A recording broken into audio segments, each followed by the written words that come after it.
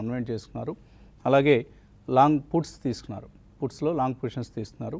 So ఇది మనకి FIs వైపు నుంచి మనకు కనిపిస్తున్న ట్రెండ్. నిన్న కూడా 673 crores వర్త్ స్టాక్స్ని వాళ్ళు క్యాష్ మార్కెట్స్లో అమ్మడం చూసాం ఎఫ్ఐఎస్. సో ఓవరాల్గా లాస్ట్ 7 సెషన్స్లో 4,600 crores వర్త్ స్టాక్స్ని ఎఫ్ఐఎస్ సెల్ చేశారు. సో ఇదే సమయంలో డొమెస్టిక్ ఇన్స్టిట్యూషనల్ ఇన్వెస్టర్స్ కొంత ఆదుకునే ప్రయత్నం చేస్తున్నారు. సో సేమ్ అమౌంట్ లైక్ నిన్న 673 crores వీళ్ళు సెల్ చేస్తే వాళ్ళు కూడా అరౌండ్ 600 crores బయింగ్ చేశారు.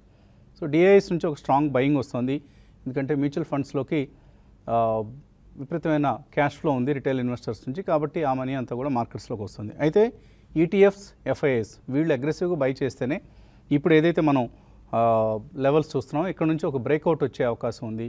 సో హయ్యర్ లెవెల్స్ దగ్గర ఎఫ్ఐఎస్ బై చేయగలగాలి. అదర్వైజ్ మార్కెట్స్లో మనం మేబీ నిన్నటిలో ఏదైతే ఉందో 9075 నిఫ్టీకి సంబంధించి, సో ఆ 9075 ఒక సపోర్ట్గా ఉండే అవకాశం ఉంది. దాన్ని కనుక బ్రేక్ చేసి కిందకు వస్తే మరింత కిందకు వస్తుంది. అదర్వైజ్ మార్కెట్స్ యాజ్ ఇట్ ఈస్గా 9100, 9150 మధ్యలో ట్రేడ్ అయ్యే అవకాశం ఉంది. బట్ మిడ్ క్యాప్స్ పరిస్థితి ఏంటి?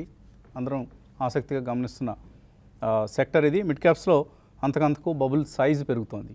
సో కేర్ఫుల్గా ఉండాలి. క్వాలిటీ ఆఫ్ స్టాక్స్ ఇంతకుముందు పార్టిసిపేట్ చేసిన మిడ్ క్యాప్ స్టాక్స్ కంటే కూడా ఇప్పుడు పార్టిసిపేట్ చేస్తున్న mid cap stocks last few వీక్స్గా కొద్దిగా ఆందోళనకరంగా ఉంది. For instance real estate companies, mid cap cement companies, mid cap metal companies, ఇటువంటి వాటిల్లో మనం ఎక్కువ బయింగ్ చూస్తున్నాం. నిన్న కూడా India cements stock price almost 9% పెరిగింది, సన్ టీవీ 5% పెరిగింది.